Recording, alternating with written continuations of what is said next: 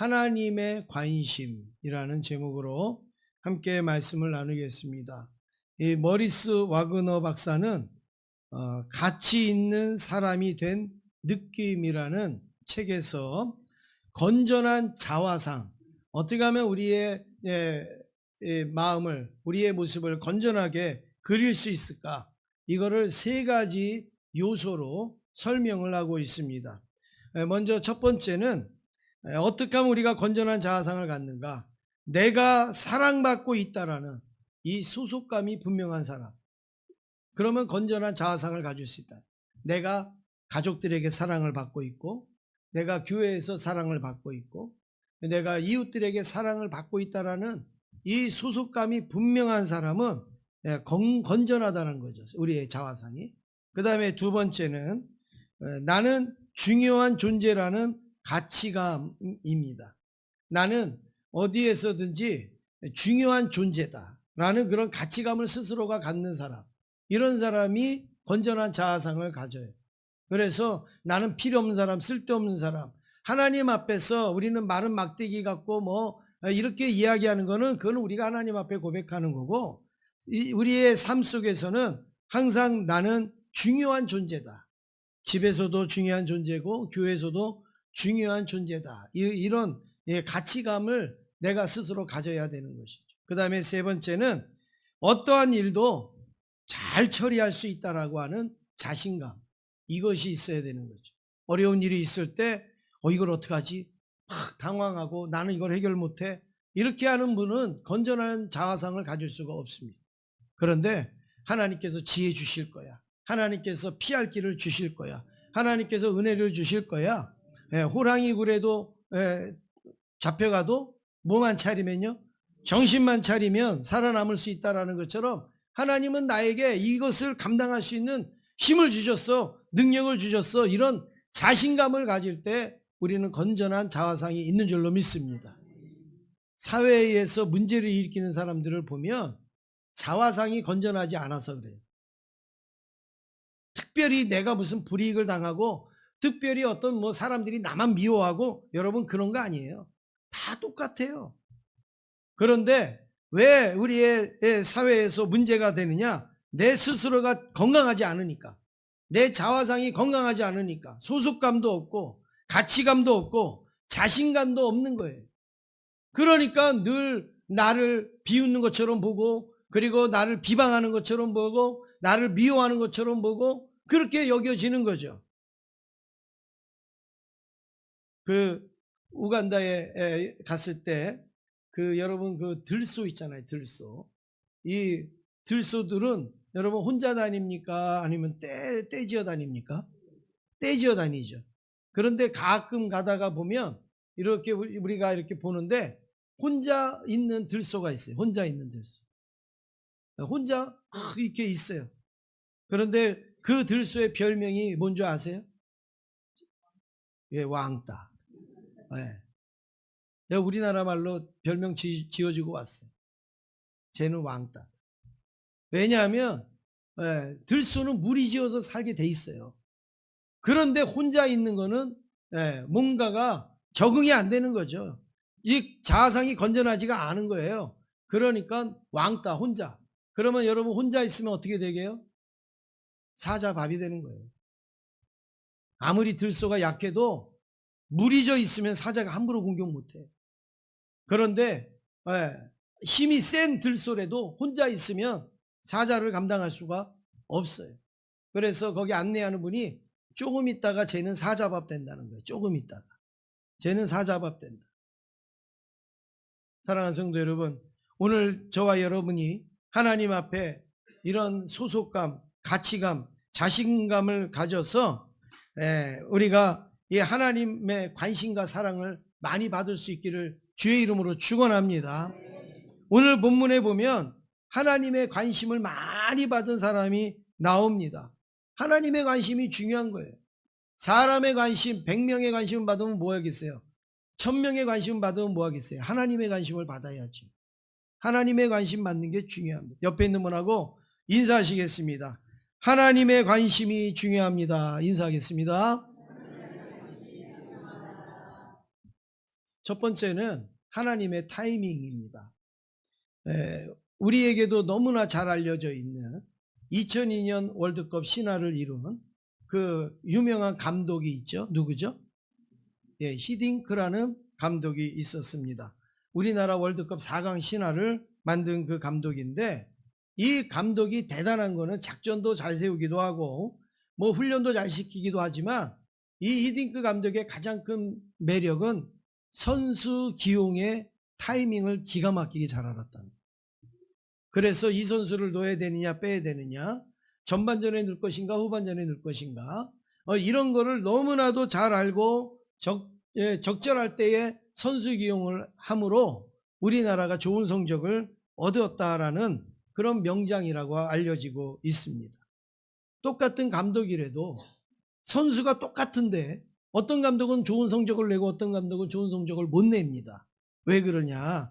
선수는 똑같지만 그 선수들을 활용하는 데 있어서 기용의 타이밍, 넣을 것이냐 말 것이냐, 기용할 거냐 안 할 거냐, 이 타이밍을 정확하게 잘 짚으면 훌륭한 게임이 있을 수가 있는 거죠. 근데 이걸 막 반대로 해요. 뛰지 않아야 될 선수를 뛰게 한다든지, 꼭 뛰어야 될 선수를 뛰지 않게 한다든지, 아니면은 뭐 너무 지금 지쳐 있는데 계속 뛰게 한다든지, 아니면 지금 열심히 지금 잘 되고 있는데 교체를 한다든지, 이러면 그 게임은 좋은 게임이 될 수가 없습니다. 그런데 히딩크 감독이 그걸 잘했다는 거예요. 그런데 하나님의 타이밍은 히딩크 감독의 타이밍하고는 비교도 안 될 정도로 정확하고 그리고 잘 되는 타이밍이라는 사실이죠. 하나님이 누구를 세우고 누구를 내리고 일을 하고 안 하실 때의 그 타이밍은 우리는 이해가 안 갈 수도 있어요. 우리는 그게 받아들이지 않을 수도 있지만, 하나님의 타이밍은 너무나도 정확하다는 거예요. 하나님의 타이밍은 너무나도 완벽하다. 확인을 안 하더라도 여러분이 이런 믿음을 가지고 오늘 이 말씀을 함께 나눌 수 있기를 주의 이름으로 축원합니다. 이스라엘 백성들이 이제 그 왕으로 사울 왕을 세웠는데, 그 사울 왕이 자기 만족과 교만에 빠져 있을 때 하나님은 내릴 타이밍을 아신 거예요. 그리고 다시 세울 타이밍을 아신 거예요. 그래서 사울을 내리시고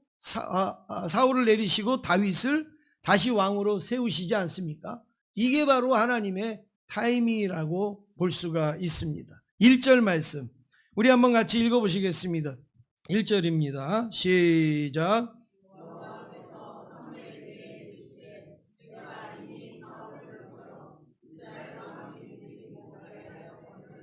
내가 그를 위하여 언제까지 슬퍼하겠느냐? 너는 뿔에 기름을 채워가지고 가라. 내가 너를 베들레헴 사람 이새에게로 보내리니 이는 내가 그의 아들 중에서 한 왕을 보았느니라 하시는지라. 네, 지금 여기에 보면 사무엘에게 하나님이 말씀합니다. 사울을 내가 이제 버렸다. 이스라엘 왕에서 버렸다. 이게 하나님의 타이밍이에요. 그리고 너는 기름을 가지고 가서 이제 그 다른 왕을 기름 부어라, 세워라, 이렇게 말씀을 하십니다. 그런데 사무엘은 지금 어떤 상태에 있었는가? 오늘 말씀해 보면 힌트가 나옵니다. 사무엘은 지금 뭐 하고 있어요? 내가 그를 위하여 언제까지 슬퍼하겠느냐? 내가 그를 위하여 언제까지 사무엘은 아무래도 아닌 것 같아. 지금 사울 왕이 좀 잘못해도 그래도 좀 더 기회를 주면 좋겠고 좀 더 잘할 수 있을 것 같기도 하고 막 안타까운 마음이 있어요. 그러니까 하나님이 네가 언제까지 슬퍼하겠느냐? 그런데 하나님은 이미 버렸다. 그렇습니다. 사람의 타이밍하고 하나님의 타이밍이 안 맞을 수 있어요. 그런데 여러분, 그때 우리가 결정해야 될 거는 내 타이밍보다 누구의 타이밍이 정확해요? 하나님의 타이밍이 정확합니다. 믿습니까? 네. 하나님은 베들레헴 이새의 집에서 한 왕을 보셨다라고 말씀을 합니다. 감독도 선수를요 유심히 봅니다. 감독이 운동시켜놓고 자기는 볼일 보고 다니면서 이라면은 그 선수를 어떻게 할 수 있어요? 그런데 유심히 보는 거죠. 유심히. 이 선수가 지금 컨디션이 어떤가? 지금 심지어는 심리 상태까지, 심지어는 그 어떤 무슨 생활까지, 관계까지 다 살펴보는 거예요. 그래서 개인 시간에도 연습 시간에도 경기 시간에도 유심히 봐서 기용하기도 하고 빼기도 하고 하듯이 우리 하나님도 지금 사울을 얼마나 유심히 봤겠어요. 근데 아닌 거예요. 그래서 내리기로 하시고 그리고 이새의 집에 아들 중에 하나를 왕으로 세우시기를 하셨다. 이제 사무엘은요, 하나님의 명령을 따라 베들레헴 이새의 집으로 갑니다. 그리고 이새에게 아들들을 쫙 데리고 오라고 이야기를 합니다. 그래서 이새가 아들들을 이제 지나가게 하는데 6절 같이 읽겠습니다. 6절입니다. 시작.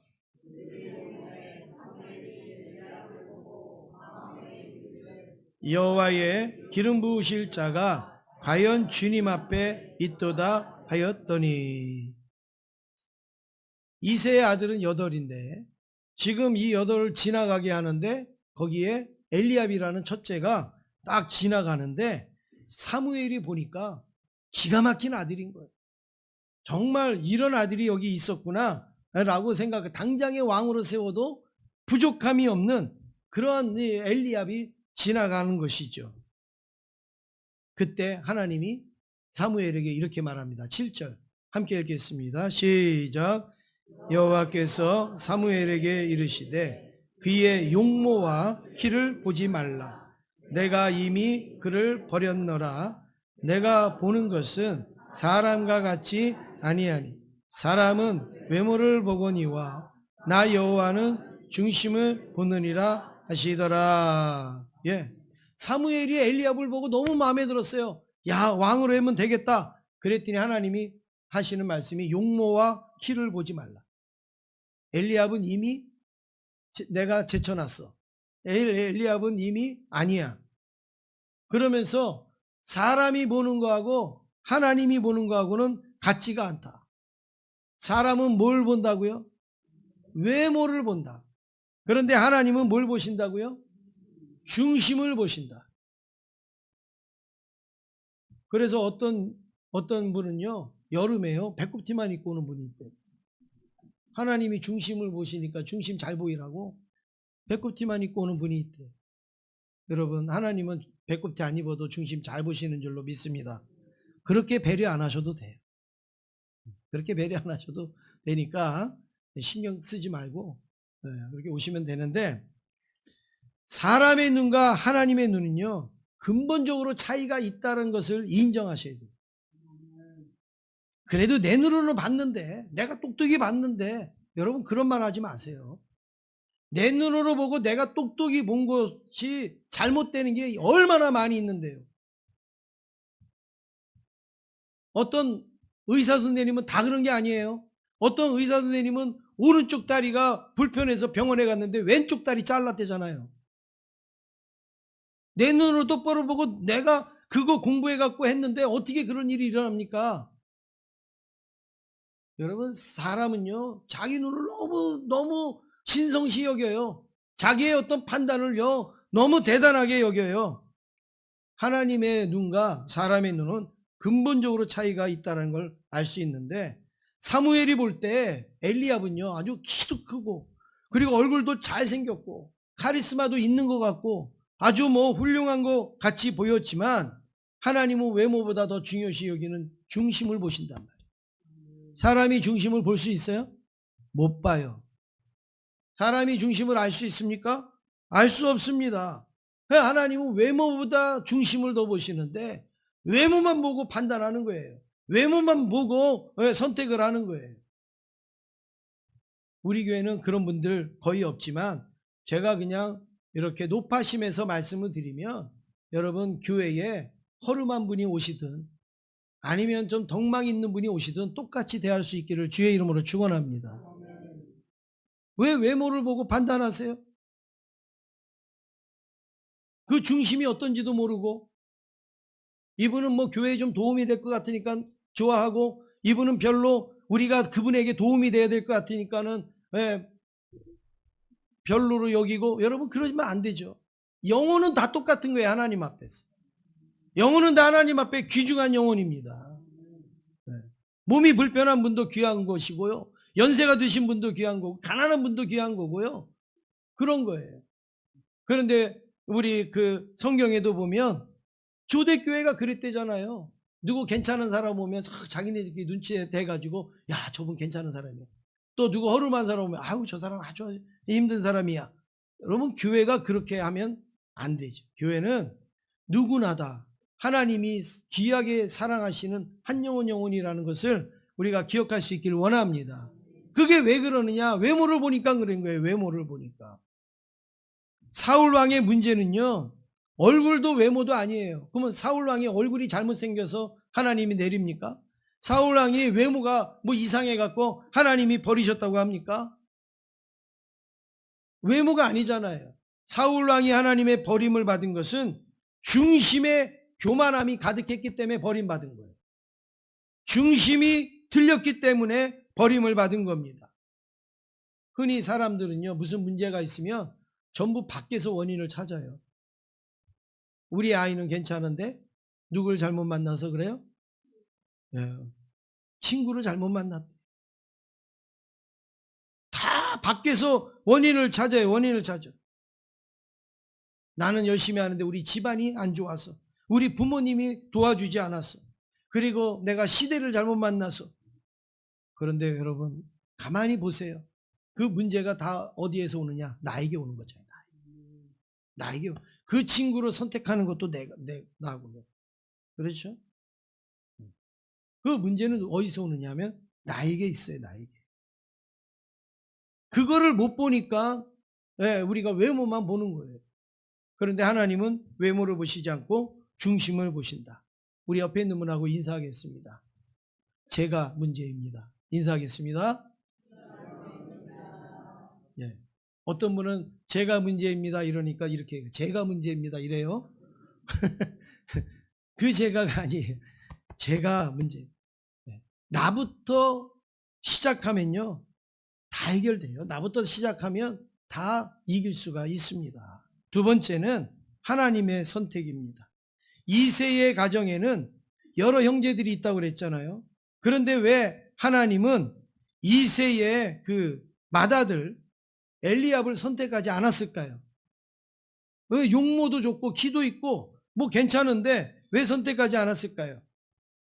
오늘 거기 7절 말씀에 보면 이렇게 하나님이 말씀합니다. 내가 이미 그를 버렸노라.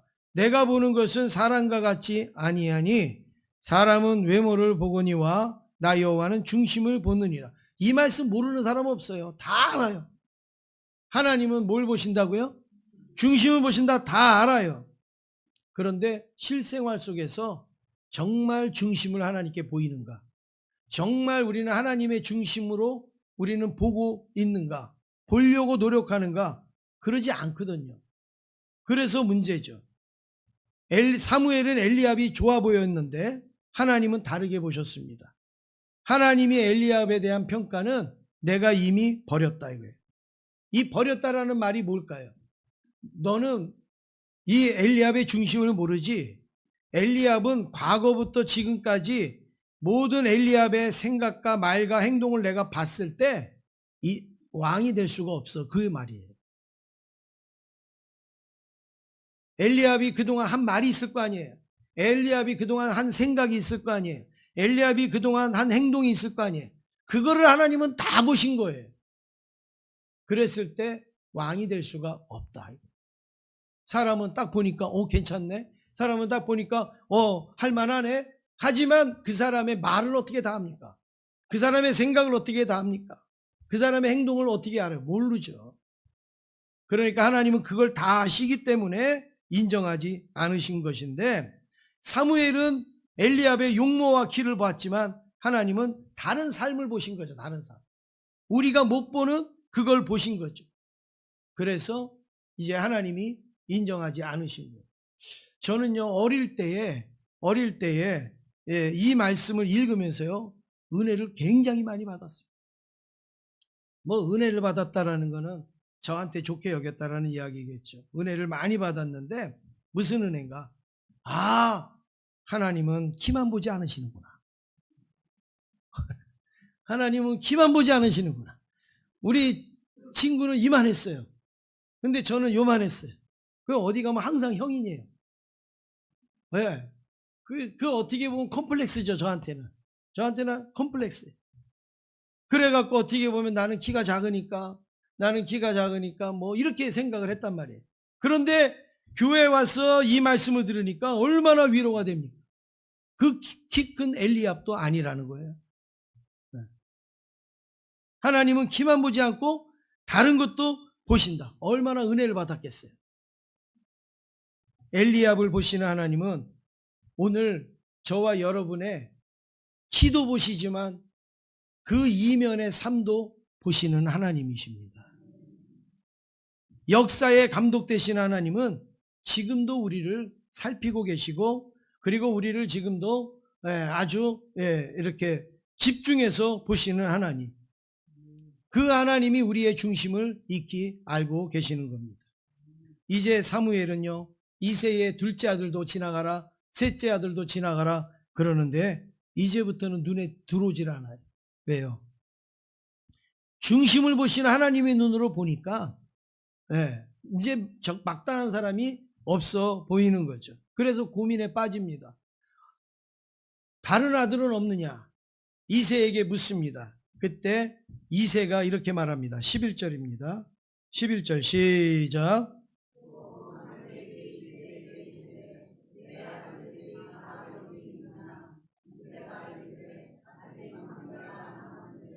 그는 양을 지키나이다. 사무엘이 이새에게 이르되 사람을 보내어 그를 데려오라. 그가 여기 오기까지는 우리가 식사 자리에 앉지 아니하겠노라. 예. 지금 아들이 다냐 그랬더니 지금 막내 아들은 뭐 하는 중이라고요? 양을 치는 중이라 이렇게 이야기를 하고 있습니다. 왜 이새는 막내 아들을 데리고 오지 않았을까요? 왜 이새는 막내 아들에게 양을 치라고 했을까요? 이새의 눈으로 봐도 막내 아들은 왕이 될 거라고 생각을 안 한 거예요. 자기가 봐도 엘리압이 더 키가 크고 용모가 좋고 뭐 이러지 막내 아들 그 다윗은 자기 눈에 봐도 왕이 될 것 같지 않다는 거예요. 여러분 그게 뭐예요? 부모도요 자녀를 외모로 판단하는 거예요. 부모도 겉으로 자녀를 본 것이죠. 그러니까 너는 양이나 쳐라 이거예요. 양이나 쳐라. 형들 와서 사무엘 만나도록 너는 양이나 치고 있어라 그랬단 말이죠. 아마 이 이새에게 그 다윗은 관심이 별로 없었던 아들이었나 봅니다. 그러니까 성경에 보면 양치라고 그러죠. 형 도시락 갖다 주라고 그러죠. 맨날 이 뒤치다거리나 했지 이 다윗을 제대로 인정하고 그리고 그렇게 한 적이 별로 없지 않습니까? 그런데 막상 그 막내 아들 다윗을 데리고 와서 사무엘이 딱 보니까 눈이 번쩍 뜨이게 된 거예요. 자기가 그동안 못 보는 그것을 보게 된 거죠. 그래서 이제 다윗이 기름 부음을 받고 왕으로 선택되어지는 그런 모습을 갖게 되는데 저는요 이 말씀을 읽으면서도 또 은혜를 받는 거예요. 어렸을 때 이 말씀을 보면서도 얼마나 은혜. 제가 막내거든요. 제가 막내거든요. 그래서 형 심부름하고 누나 심부름하고 막 이러고 살았어요. 뭐 구박은 안 받았어요. 저는 사랑을 받았는데 그래도 막내거든요. 그러니까 집안에 큰일 작은 일 할 때 다 뭐 형들 누나들이 하지 제가 뭐 합니까? 그래서 저는 막내. 키도 작아요. 네. 그랬는데 오늘 이 말씀을 보니까 형들 다 지나가고 누가 선택을 받아요? 막내가 선택을 받죠. 그러니 은혜를 받죠. 와, 하나님은 장남만 쓰는 게 아니구나. 하나님은 막내도 쓰고 차남도 쓰고 하나님은 키 큰 사람만 쓰는 게 아니라 키 작은 사람도 쓰고 하는구나. 이런 것을 깨달을 때 얼마나 은혜가 되겠어요. 지금 은혜가 안 되는 분은, 키가 좀 크신 분들은 은혜가 안 될지도 모르는데 우리 교회 뭐 키 커봐야 얼마나 크시겠어요. 네. 저희 처남은 190이에요. 그러니까 뭐 제가 우리 교회 볼 때 그런 처남보다 큰 분은 없으니까 조금 큰 거지 뭐 여러분 대단히 큰 거 아니니까 마음 상할 일 없습니다. 그래서 제가 성경을 가만히 보니까 성경에 보면요, 막내나 차남이요 하나님 훨씬 더 잘 믿었어요. 제가 여러분하고 내기도 할 수 있어요. 장남하고 그리고 막내나 차남하고 누가 하나님을 더 잘 믿었는가? 제가 보는 눈으로는 막내들이요, 또 차남들이요, 둘째 뭐 이런 친구들이 훨씬 잘 믿었습니다. 물론 장남도 잘 믿은 사람이 있겠죠. 근데 제가 한번 대볼게요. 여러분이 아는 사람들 전부 차남이나 막내입니다. 모세, 요셉, 다윗, 솔로몬, 아벨, 야곱 전부 여러분 장남이 아니에요. 그러면 이제 장남 중에서 잘 믿은 사람 여러분 대보세요.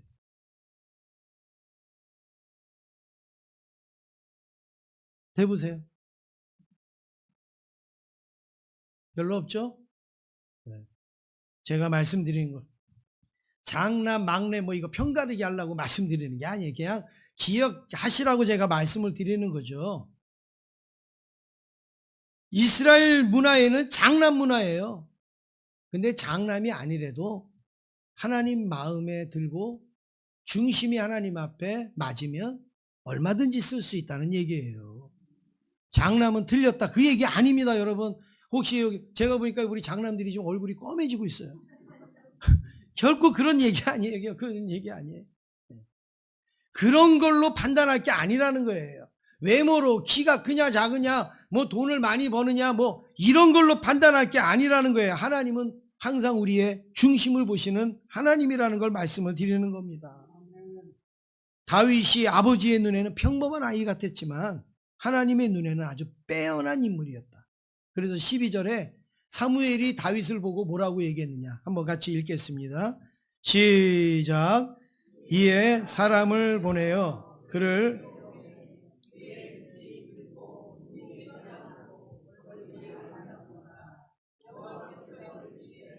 이가 그니 일어나 기름을 부으라 하시는지라. 사무엘이 다윗을 보니까 어떻게 보였어요? 그의 빛이 붉고 눈이 빼어나고 얼굴이 아름답다. 여러분 이게 외모로 표현하는 내용이겠어요? 지금 다윗의 어떤 중심이 사무엘이 보는 거예요. 지금 사무엘이 그전에는 아버지나 이렇게 볼 때 그냥 평범한 아이였는데 막상 하나님이 중심을 보신다 하고 그리고 그 눈으로 다윗을 보니까 그의 빛이 붉고 눈이 빼어나고 얼굴이 아름답다. 이거는 외모적으로 뛰어나다라는 내용이 아니라 그 다윗 내면 속에 나타나는 그 이런 모습들을 지금 글로 표현하고 있는 거예요. 마치 다윗은 하나님께서 골라놓으신 특별한 아이처럼 보인 거죠. 야, 이런 아이가 있었는데 왜 우리가 못 봤지? 이런 아이가 있었는데 왜 우리가 놓쳤지? 그런 내용입니다. 이런 아이를 왜 양이나 보라고 그랬고 양이나 치라고 했지? 사무엘은 이 다윗에게 기름을 머리에 붓고 기름을 머리에 붓자 하나님의 영이 크게 감동을 합니다. 그래서 다윗이 나중에 이스라엘의 왕이 되는데 이스라엘의 전무후무한 왕이 되잖아요. 그전에도 없었고 그 이후에도 없는 대단한 왕이 이 다윗 왕이 되지 않습니까? 바로 중심을 보신 하나님의 선택은 후회함이 없는 선택을 하신 겁니다. 마지막으로 세 번째, 다윗을 하나님이 선택하신 이유가 그러면 뭐냐 이거예요. 그러면 그 중심이 어땠길래, 그 중심에 뭘 보셨길래 다윗을 선택을 하셨는가? 뭐 막내이기 때문 아니죠. 키가 작아서도 결코 아니죠. 여러분 이 다윗이 하나님의 중심을 보실 때 합한 것은 사도행전 13장 22절에 해석을 하고 있습니다. 같이 읽겠습니다. 시작. 패하시고 다윗을 왕으로 세우시고 증언하여 이르시되 내가 이새의 아들 다윗을 만나니 내 마음에 맞는 사람이라 내 뜻을 다 이루리라 하시더라. 예. 내가 이새의 아들 다윗을 만나니 어떤 자라고요? 내 마음에 맞는 자. 옛날 성경에는 하나님 마음에 합한 자, 뭐 이렇게 표현하고 있죠. 하나님 마음하고 이 다윗이 딱 맞다 이거예요. 그래서 내 뜻을 다 이룰 수 있겠다.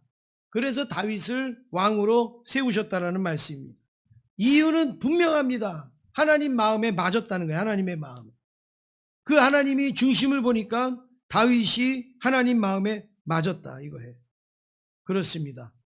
아버지에게는 무관심한 아들이었는데, 아버지의 무관심 속에 자란 아들이었는데 다윗은 실제로 보니까 하나님 마음에 맞는 사람이었어요. 하나님의 관심을 받는 사람이었습니다. 여러분, 이게 중요한 거죠. 사람은 자꾸 사람에게 그 관심을 받으려고 합니다. 그리고 사람에게 인정을 받으려고 해요. 여러분, 그렇지 않아요? 자꾸 사람에게 관심 받고 인정을 받으려고 해요. 근데 여러분, 그 노력으로 누구에게 관심을 받아야 될까요? 하나님 관심 받아요. 누구에게 인정받아야 될까요? 하나님께 인정을 받아야 돼요. 어떤 일이 있습니다. 그러면 여러분 자꾸 사람에게 관심 받으려고 그 사람한테 가서 물어보기도 하고 그 사람한테 가서 알아보기도 하고 그 사람에게 정보도 알려주고, 여러분 그런 거 하지 마세요. 그거 100번 해도요, 그 사람이 나를 왕으로 세우거나 내가 하나님 마음에 합한 사람으로 만들어주지 않아요. 하나님 마음에 합해져야, 하나님의 관심을 받아야 우리가 쓰여지기도 하고 그 하나님의 귀한 은혜도 받을 수가 있는 거예요. 그러니까 사람에게 관심을 받으려고 노력하는 그 시간에 우리는 뭘 해야 되느냐? 하나님 관심 받는 일을 해야 되는 거예요. 하나님의 관심과 사랑을 받는 일에 쓰여져야 되는 것이죠. 이번에 축구 선수들의 그 문제가 있었죠. 여러분 뭐 다 이제 그게 이제 뭐 원인이 뭐고 문제가 뭔지 우리가 거의 다 알지만, 여러분 거기에서 제일 그게 문제가 뭐예요? 뭐 탁구를 치니 안 치니, 여러분 그거는 표면적인 거예요. 아무것도 아니에요. 교만함이 있는 거예요.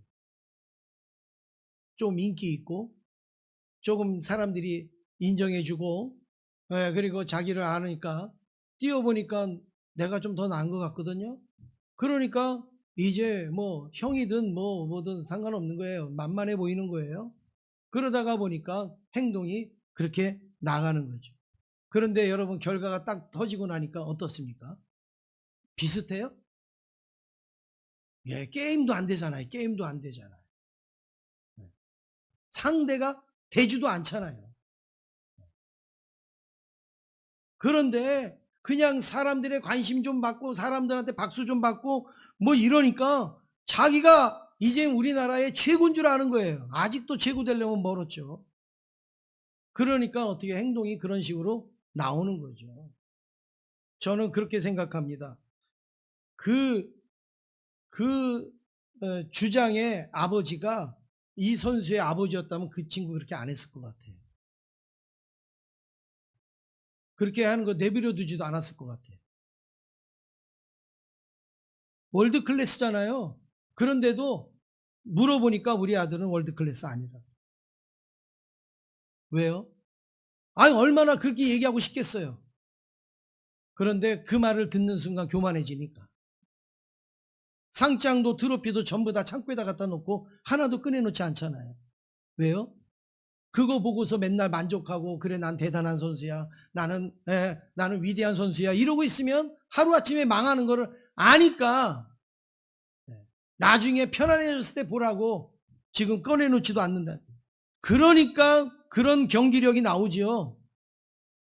하고 싶은 대로 잘난 맛에 그렇게 살도록 내버려뒀으면 여러분 지금 어떻게 됐겠어요? 우리한테 잊혀진 선수가 되지 않았겠습니까? 사람에게 관심을 보이는 게 아니라 우리는 하나님에게 관심을 보여야 돼요. 그래서 여기에 보면 어떻게 하면 하나님의 마음에 맞는 사람이 될 수 있을까? 몇 가지 다윗에게서 힌트를 얻을 수 있는데 첫 번째는 뭐냐? 믿음입니다. 하나님은 우리의 믿음을 보시는 거예요. 그래서 사무엘상 17장 45절에 보면 다윗이 골리앗과 싸울 때 뭐라고 얘기합니까? 너는 칼과 창과 단창으로 내게 와요. 이게 사람의 눈이죠. 어떤 무기를 가졌느냐? 그런데 다윗은 뭐예요? 만군의 여호와 이름으로 내게 가노라. 나는 사람의 관심에 집중하는 게 아니라 나는 하나님에게 집중한다 이거예요. 그러니까 그 믿음으로 나가니까 이겼죠. 두 번째는 최선에 감사합니다. 다윗에게는 언제든지 어느 때든지 항상 어떤 모습이 있느냐? 최선을 다해서 감사하고 있어요. 시편 116편 17절에 보니까 내가 주께 감사제를 드리고 여호와의 이름을 부르리. 아예 제사 자체를 그냥 감사하는 제사를 지내는 거예요. 최선을 다해서 감사하고. 그 다음에 세 번째는 전심으로 하나님 앞에 기도를 드리고 있습니다. 시편 119편 58절에 보니까 내가 전심으로 주께 간구하였사오니 주의 말씀대로 내게 은혜를 베푸소서. 여기 전심으로 기도했다라는 내용은 초대교회 오순절에 성령 충만 받은 초대교회에 나오는데 거기에 뭐라고 그랬냐? 오로지 기도하기를 힘쓰니라. 이게 전심으로 해. 오로지 기도하기를 힘씁니다. 하나님 앞에 엎드리는 일에 최선을 다했다 이거예요. 그런데 사람들은 하나님 앞에 엎드리는데 최선을 다하기보다는 사람들한테 알리는 데 최선을 다해요. 너 그거 알아? 너 그게 왜 그런 줄 알아? 그게 뭔 줄 알아? 무슨 뜻인 줄 알아? 그러면서요 그냥 맨날 전화 붙들고 맨날 보는 사람 만나서 얘기하고 여러분 그런단 말이에요. 그렇다고 변화되는 게 있나요? 없어요. 그 시간에 하나님 앞에 엎드려야죠. 그 시간에 하나님 앞에 기도해야죠. 100사람, 10,000사람한테 알린다고 뭐가 해결이 됩니까? 해결이 안 되죠. 하나님 앞에 엎드릴 때에 하나님께서 지혜를 주시는 거예요. 힘을 주시는 거예요. 마지막으로 네 번째는 다윗은요 힘을 다해서 말씀에 순종했습니다. 그냥 말씀에 순종한 게 아니라 힘을 다했다. 시편 119편 34절에 보니까 나로 하여금 깨닫게 하여 주소서. 내가 주의 법을 준행하여 어떻게 지키겠다고요? 전심으로 지키겠다. 여러분 하나님 말씀 지키는 거 그냥 되는 거 아니에요. 힘을 다해야 돼요. 전심을 가져야지 그 일을 할 수 있지. 주일 예배 여러분이 그냥 나오시는 게 아니에요. 힘을 다해야지 순종할 수가 있는 겁니다. 사랑하는 성도 여러분, 지금 우리는 누구에게 관심을 받느냐 이게 중요한 게 아닙니다. 하나님의 관심을 받고 있느냐가 중요한 거예요. 내가 누구의 사랑을 받느냐 그게 중요한 게 아니에요. 하나님의 사랑을 받느냐가 중요한 거예요. 사람에게 관심 받고 사람에게 사랑받으려고 하는 그 열심을 하나님께로 향할 수 있기를 간절히 원합니다. 자꾸 그래서 우리는 하나님 앞에 관심을 받지를 못하니까 어떻게 해요? 자꾸 사람들한테로 이렇게 눈을 돌리는 거예요. 그리고 사람들한테 어떻게 호감을 사려고 하고 사람들한테 인정을 받으려고 하는데 다 의미가 없습니다. 하나님에게 인정받으면 다윗처럼 이게 양떼 치라고 보냈어도 하나님이 왕으로 세우시는 거예요. 엘리압처럼 맨 앞에 와서 있어도 하나님이 버리셨으면 안 되는 겁니다. 우리에게 사람에게 관심을 받으려고 하는 마음을 자꾸 내려놓으시고 하나님에게 진정한 관심을 받을 수 있는 저와 여러분 되기를 원합니다. 그러면 하나님이 저와 여러분들을 세워주시고 사용하여 주실 줄로 믿습니다. 우리 마지막으로 인사하겠습니다. 저도 선택받고 싶습니다. 인사하겠습니다. 그러면 누구의 관심을 받아야 돼요? 하나님의 관심.